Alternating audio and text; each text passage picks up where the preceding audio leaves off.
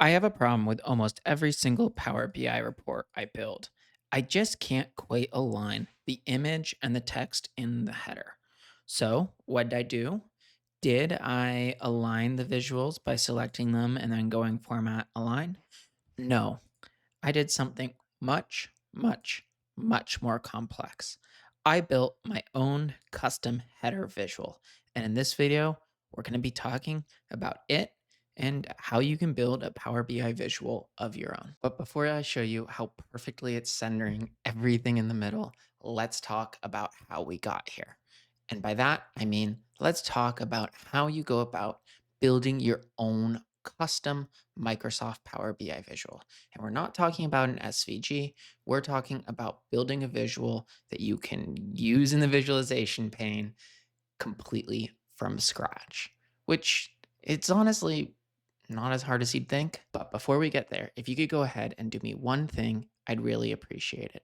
First, go ahead and hit that like button.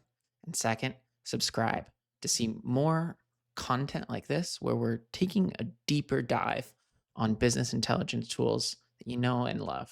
In other words, Microsoft Power BI. All right, so first things first, let's take a look at what this visual can do. So first of all, it's a singular visual.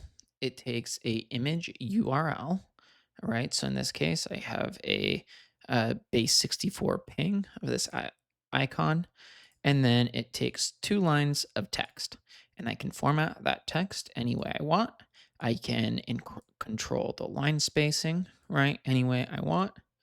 And then with the image itself, once that's added in, what I can then go ahead and do is I can increase its height so it can go bigger, and I can increase the margin on the right so I can move the text further away or closer. Now, I'm not under the impression that this is something groundbreaking, but it does make a complex task of getting the spacing just right a lot easier. And I got here because I was thinking about some of the SVG visuals that we've been building using DAX UDFs. And at what point do they just become so complex they might as well be custom visuals?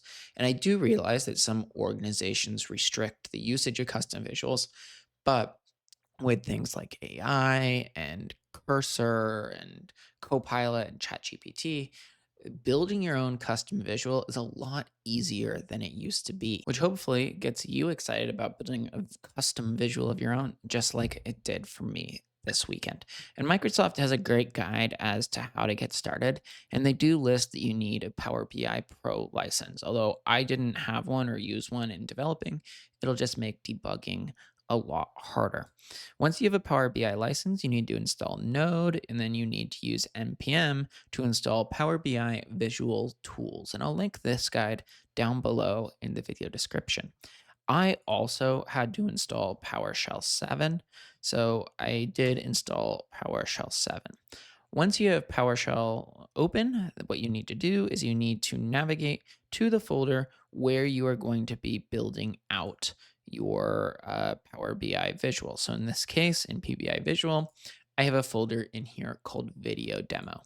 I'm going to go ahead and I'm going to copy this path, and then I'm going to go CD. I'm going to CD the path.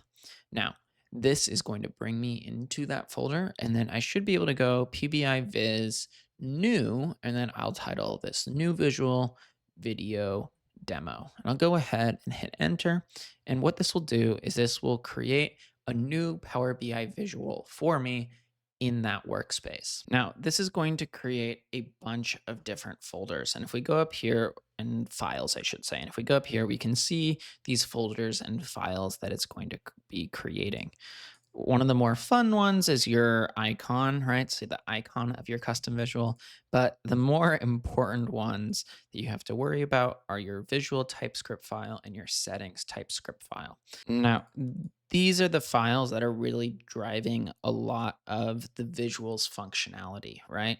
The visual TS is driving the visual functionality, and then the settings TypeScript file is what's driving the formatting pane. The other two really important ones are your visual.less, which is essentially just a CSS file, and then your capabilities JSON file. So if we go and we look at our project, so here's that same folder, and we open it, we can see that PBI Viz essentially created this file structure for us. So here's our capabilities JSON. Here, if we go into here, is our settings. Here's our visual TypeScript file. And then right here is our visual.less CSS TypeScript file. Now, even though we haven't really written any code, this visual should compile with just a quick change. And that quick change is going to be in this pbiviz.json file. So I'm going to right click it and I'm going to open it with Visual Studio. In order to format the text that's in here, I'm going to go Control A, and I'm going to right click, and then I'm going to go Format Document, and I'm going to hit the Save button. Now, there's a few things that are empty here. So we have our name is empty, so I'm going to type in my name, and then my email is empty, so I'll type in a quick email, and then I will type in a support URL, go google.com, and we'll do the same right here. And we'll give it a brief description of fun video demo. And we'll go ahead and we will hit save. Now that we have this saved, we can exit out. And then we can go ahead and we can open up a new PowerShell window. Now, in this new PowerShell window, if we cd our way into the root directory of our visual, we should be able to package it. So let me go back in. Oops, sorry, I had a typo there. And there we go. And then I will go pbiviz.package and hit enter. And what this will go ahead and do is it'll go ahead and it'll compile my code and start to package it up. Now, I do have some warnings here because there's some Power BI features that I haven't enabled. But if we go into this disk folder, what we should now see is we should now see a Power BI visual that we can go ahead and import into Microsoft Power BI. So if I click these three dots and then I go import, I can then go ahead and I can import in my custom Power BI video or visual that we just generated right now together. And there it is. So what happens when we add this into this Power BI report? Well, let's click create a new page and let's add it in.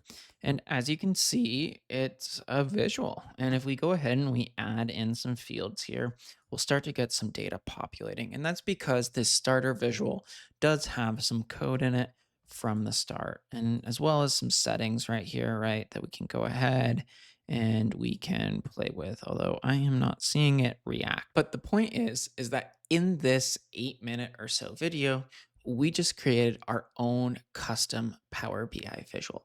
Now, if you want to see some of the code in the visual that I created, I'll link it on my GitHub down below, as well as a link for you to download my visual. Although I did write a lot of the code with AI in a single day, so no promises on performance or an error-free experience. That said, I see a lot of people pour a lot of time and effort into these beautiful SVG visuals, and I'd love to see the same kind of community pop up around custom Power BI visuals, especially as AI has made things like TypeScript a lot more approachable for people like me who don't really know how to code.